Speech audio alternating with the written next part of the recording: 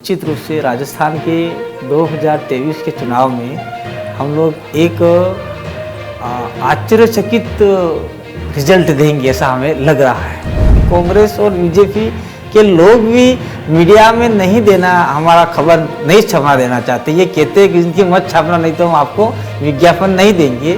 जो भी आदिवासी हिंदू है, मुस्लिम है, आपका ईसाई है, बुद्धिस्ट है, सबको आदिवासी लिस्ट से बाहर कर देना चाहिए।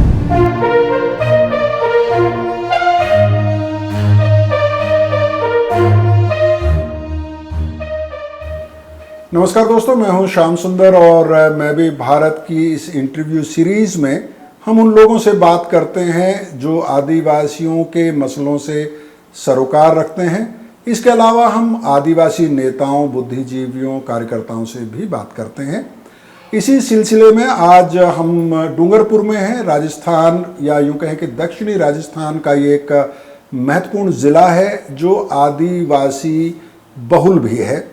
यहाँ के एक जाने माने आदिवासी नेता हैं जिनका नाम है कांतिलाल रोत, और वो इस वक्त मेरे साथ मौजूद हैं। कांति भाई, बहुत बहुत स्वागत है आपका मैं भी भारत के इस इंटरव्यू में।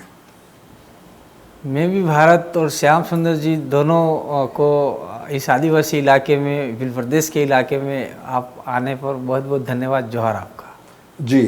और चुनाव दूर नहीं है, आप लोग एक राजनीतिक दल की घोषणा कर चुके हैं। राजनीतिक दल का गठन, उसमें आपने काफ़ी मेहनत की है, लेकिन चुनाव होता है।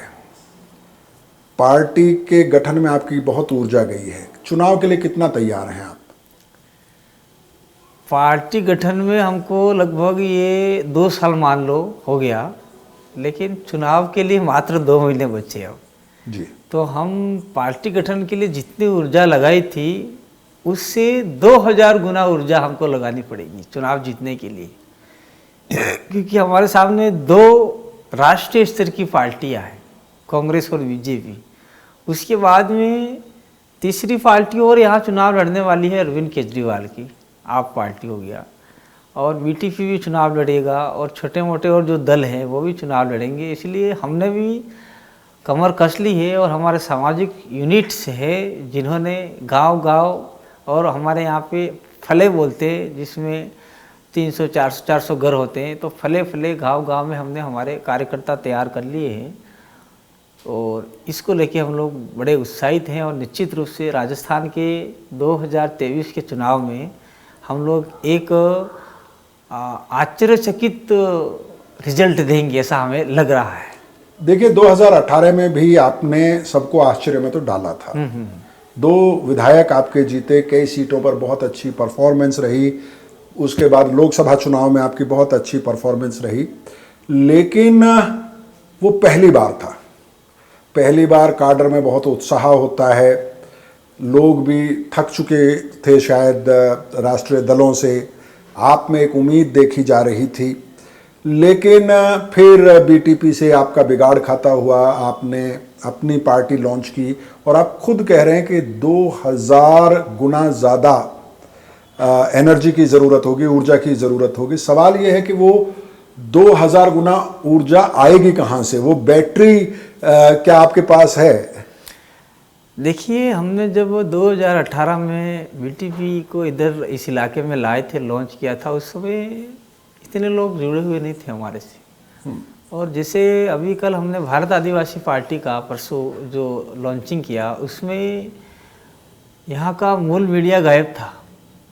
आप लोग दिल्ली से आके इसको कवरेज कर रहे हैं, इसलिए मैं आपको धन्यवाद अर्पित करता हूँ। BBC भी नहीं, दिल्ली से आकर उन्होंने कवरेज किया। कुछ मध्य प्रदेश के यूट्यूब चैनल थे और यहाँ के कुछ यूट्यूब चैनल, लेकिन यहाँ का मूल स्ट्रीम राजस्थान का मीडिया गायब था। अखबार भी कुछ आया नहीं खास। तो आप कल देख ही रहे थे जनता में कितना उत्साह था, कितना जोश और जुनून था। वो 2000 गुना ही आपको कल का ट्रेलर दिख गया था। और वो ट्रेलर फिल्म बदलने में समय नहीं है।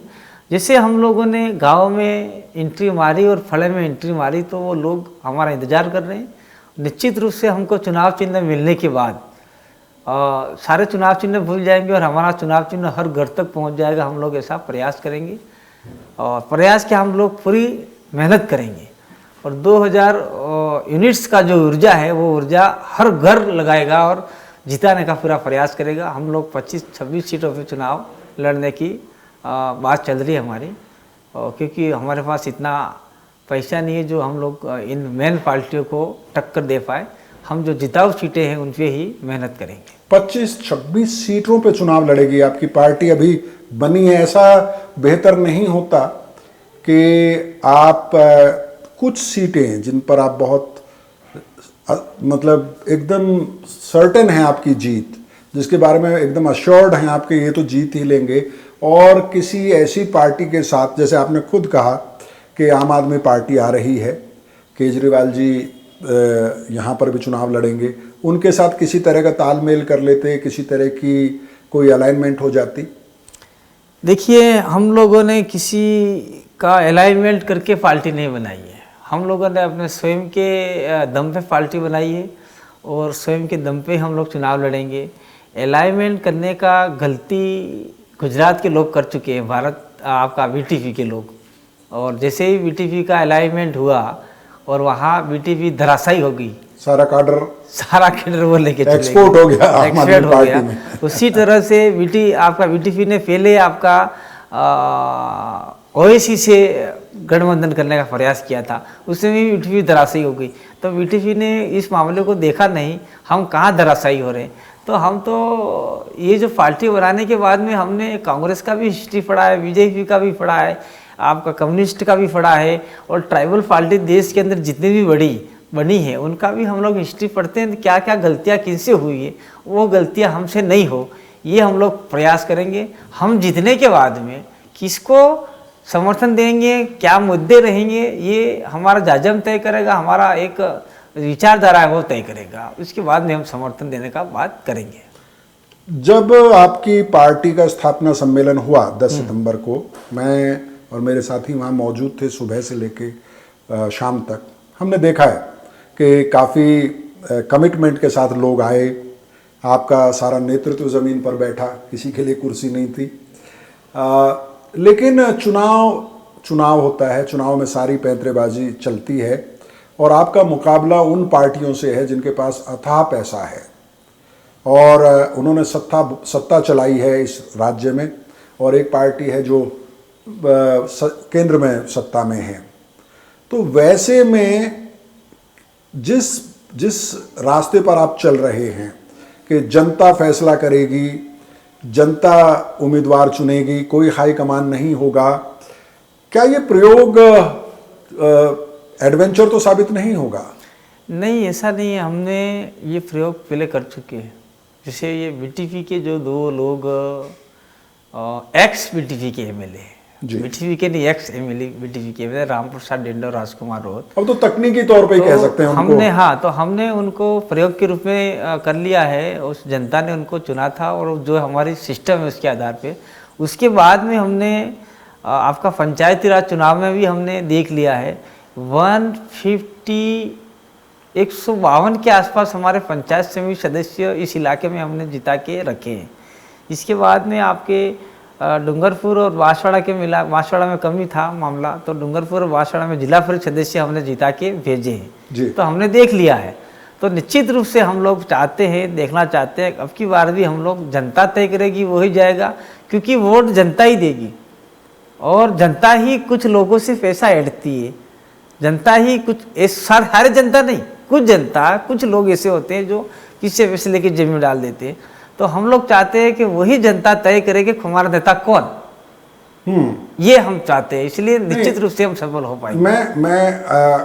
मतलब अगर आप सफल होंगे तो न सिर्फ मुझे बल्कि देश में बहुत सारे लोग खुश होंगे कि बिना पैसे के चुनाव लड़ा जा सकता है और ऐसा संगठन बनाया जा सकता है जिसमें जनता की से आखिरी है, जनता कंट्रोल करती है, हाईकमान सिर्फ एक औपचारिकता है। लेकिन आम आदमी पार्टी का अगर इतिहास देखें, बहुत पुरानी पार्टी नहीं है।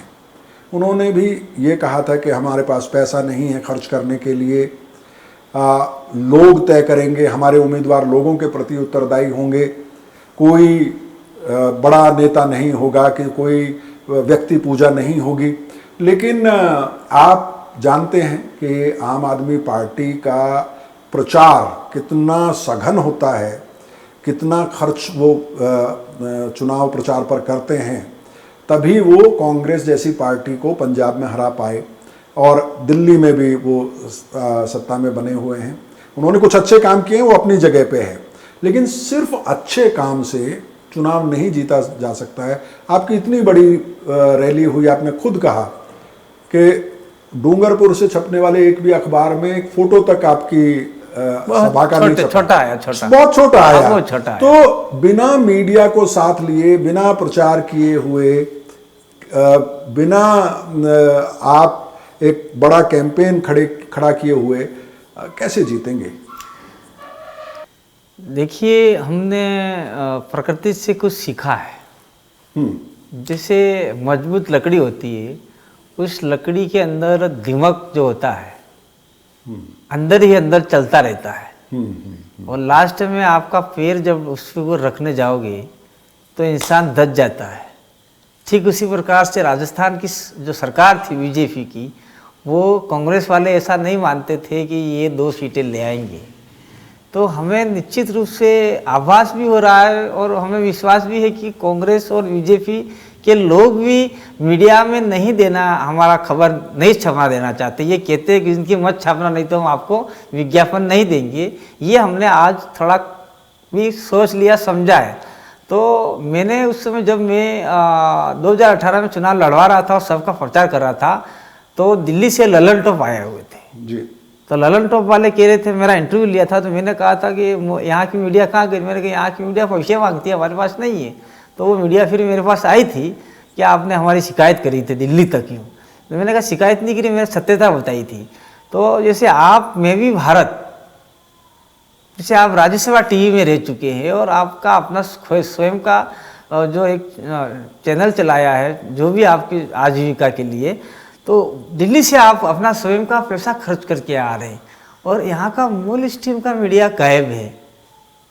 तो हमें कुदरती रूप से कुदरत ने इशारा किया है कि आपको चिंता करने की जरूरत नहीं है। आपके लिए दिल्ली से भी लोग आएंगे, आपके लिए भोपाल से लोग आएंगे, आपके लिए इंदौर से आएंगे, कल जागुआ से भी आए थे, सागवाड़ा के लोग भी आए थे। और हमारे इस इलाके के ऐसे लोग, लड़के हैं जिन्होंने यूट्यूब और चैनल बना लिए हैं, जिससे कम हमारे इस इलाके की कम से कम 25 विधानसभा सीट की जो हम बात करते हैं, वो लोग तो यूट्यूब चैनल देखते ही हैं। हर यूट्यूब चैनल का समथिंग आपका 1.5 लाख सब्सक्राइबर है। तो आपने वैकल्पिक एक रास्ता बना लिया। हाँ। ये बताइए कि मैंने ये देखा और काफ़ी प्रभावित करने वाली बात है ये, कि आप खुद, आपके विधायक, आपके सब मेहमान, नेता सब नीचे ज़मीन पे बैठे हुए थे मंच पे जाने से पहले। कोई अलग से VIP एनक्लोजर नहीं है, सोफ़ा नहीं है, ऐसी कोई बात नहीं है। लेकिन ऐसा तो नहीं होगा कि अभी आप कांति भाई हैं और चुनाव जीतने के बाद आप साहेब हो जाएंगे। कोई आपको कांति भाई नहीं कहेगा, साहेब अभी बिजी हैं, साहेब अभी मीटिंग में जा रहे हैं, हो जाता है। ऐसा बहुत सारे लोग करते हैं, लेकिन मैं आपको बता दूं, जब मैं लोकसभा चुनाव में भी मुझे समाज ने उतारा था और पार्टी BTP की ओर से टिकट मैंडेट दिया था। जब मैं प्रचार में गया था तो लोगों ने वहाँ सोफ़ा, कुर्सियाँ, कुछ और लगाए थे, माला वाला। तो मैंने कहा मुझे माला नहीं पहननी है, क्योंकि मुझे उस गांव से उस गांव जाना पड़ेगा। तो आप लोग मुझे माला की जगह 10-10 रुपये की नोट की माला पहनाओ, तो उससे मैं डीजल भरा के दूसरे गांव तक पहुंचूंगा। दूसरा, मैंने सोफ़ा नहीं लगाना है। मैंने जिस दिन कुर्सियाँ लगाई थी, कुर्सियाँ भी हटा दी, नीचे बैठ गया जाजम पे, जाजम नहीं तो धरती पे बैठ गया।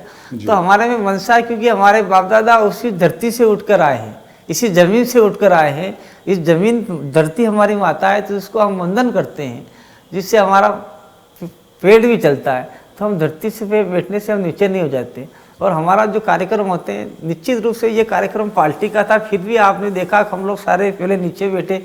फिर वो लोग कह रहे थे पार्टी में जो प्रोटोकॉल को नियम करो, प्रोटोकॉल को नियम करो, पार्टी की जो है उसका नियम करो, तो ऊपर जाके लोग बैठे। उसके बाद में आपने देखा होगा, मैं अधिकतम वहाँ नहीं बैठ पाया, मैं वापिस नीचे चला गया। असहज हो रहे थे आप? असहज हो रहे थे। इसके बाद में बहुत सारे लोग नीचे चले गए। जी जी जी, जी। नीचे चले गए, वो बैठना ही नहीं चाहते। चलिए, अच्छा है अगर ये विनम्रता बनी रहे।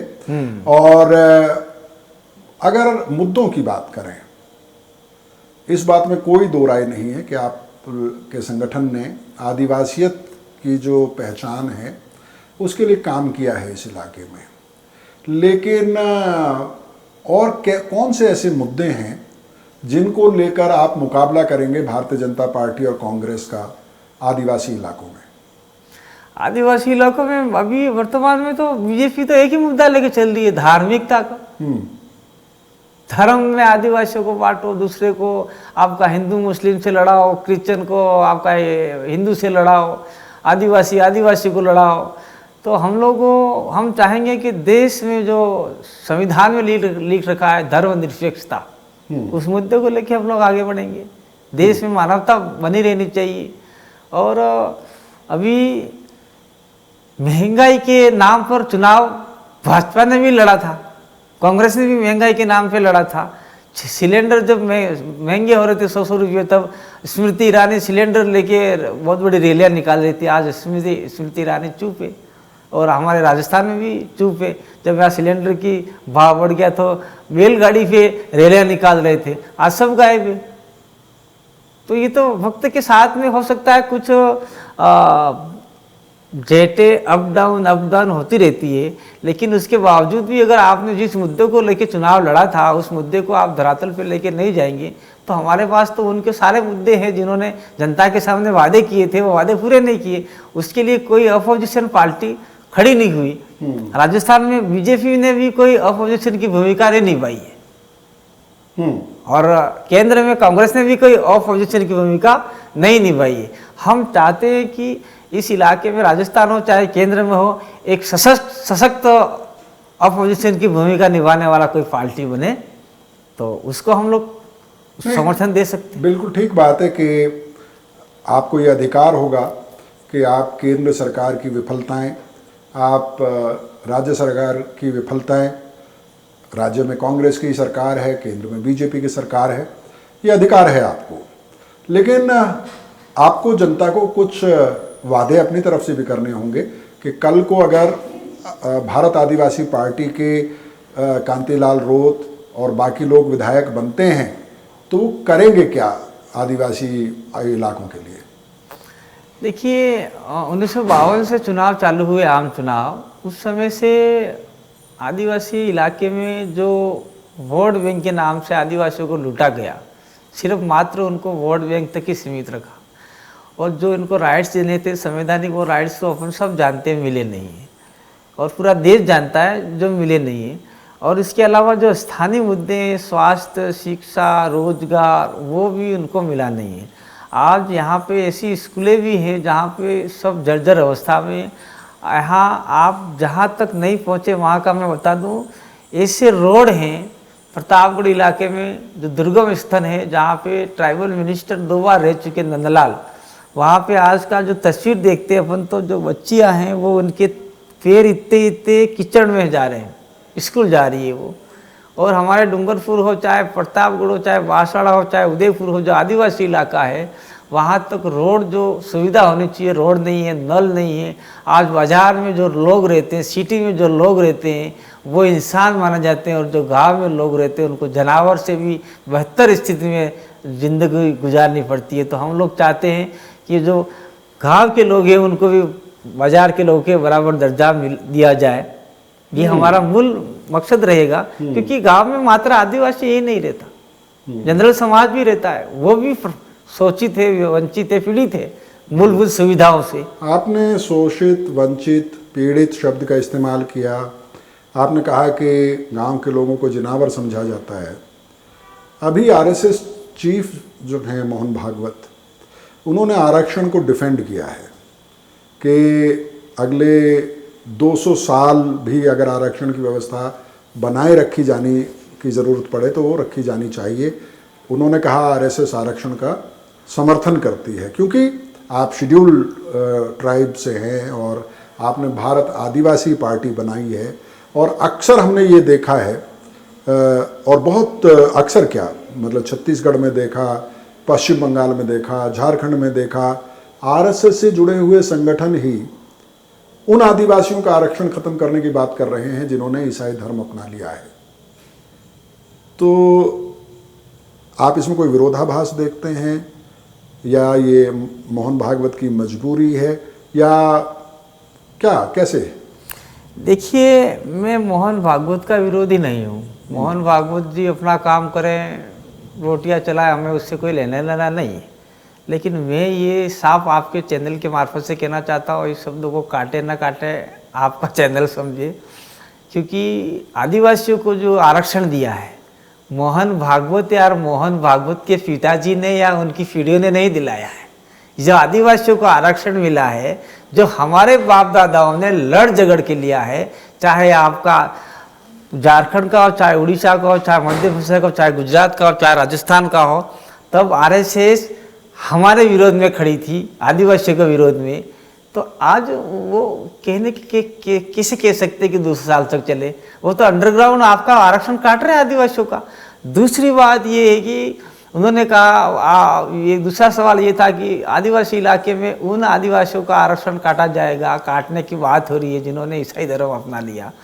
तो मैं साफ साफ कहना चाह रहा हूँ, ईसाई धर्म अपना लिया चलो मान लेते हैं, तो जिसने हिंदू धर्म अपना लिया उसका आरक्षण कौन काटेगा भाई?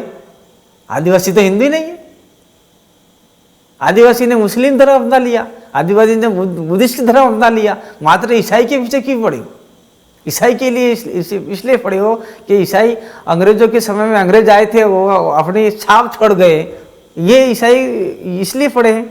ईसाई का मतलब ईसाई धर्म अपनाना उसकी मजबूरी रही होगी उस समय, चाहे शिक्षा के लिए। आदिवासी को दोष नहीं दे सकते। हाँ, इसमें आदिवासी का दोष नहीं है।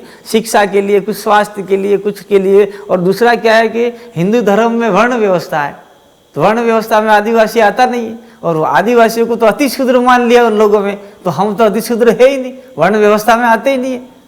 तो हम लोग ये धार्मिकता मैं तो कह रहा हूँ कि जो भी आदिवासी हिंदू है, मुस्लिम है, आपका ईसाई हैं, बुद्धिस्ट हैं, सबको आदिवासी लिस्ट से बाहर कर देना चाहिए। अकेला ईसाई क्यों मरे भाई? और जिसने आदिवासी परंपरा संस्कृति को जिंदा रखा है, जिसके घर में आदिवासी परंपरा जिंदा है, उसको आदिवासी का रिजर्वेशन मिलना चाहिए। सबको बराबर ट्रीट कीजिए। बराबर ट्रीट कीजिए, अकेला ईसाई की क्या गलती है? जी कांति भाई, आप दुर्घटना के शिकार हुए थे, आपको चोट लगी, उसके बावजूद आपने हमें समय दिया, आपका बहुत बहुत शुक्रिया। और दोस्तों, भारत आदिवासी पार्टी, माफ़ कीजिएगा, भारत आदिवासी पार्टी एक नई पार्टी है। हमने थोड़ा सा घूम के डूंगरपुर के इलाके में ये जायज़ा लेने की कोशिश की कि इस पार्टी का कितना असर है। हम कोई प्रिडिक्शन नहीं करना चाहते हैं, कोई भविष्यवाणी नहीं करना चाहते हैं, लेकिन अगर ये पार्टी चुनाव में इस तरह का प्रदर्शन करे जिसकी बात कांति भाई कर रहे हैं, तो बहुत हैरान मत होइएगा। अगेन, मैं कोई दावा नहीं कर रहा हूं, लेकिन इतना ज़रूर कह सकते हैं कि इस आदिवासी इलाके में चुनावी घमासान भारत आदिवासी पार्टी की वजह से काफ़ी रोचक भी होगा, और राष्ट्रीय दलों के लिए केक वॉक तो कतई नहीं होगा। चुनाव के दौरान हम फिर डूंगरपुर, बांसवाड़ा और इस इलाके में लौटने की कोशिश करेंगे। कहते हैं कि चुनाव में एक रात का अंतराल भी बड़ा अंतराल होता है, इसलिए हम किसी भी प्रिडिक्शन से बचना चाहेंगे, लेकिन ये बात आपसे ज़रूर करेंगे कि राजस्थान के आदिवासी इलाकों से आपके लिए हम ग्राउंड रिपोर्ट्स लेकर आते रहेंगे। बहुत बहुत शुक्रिया, थैंक यू।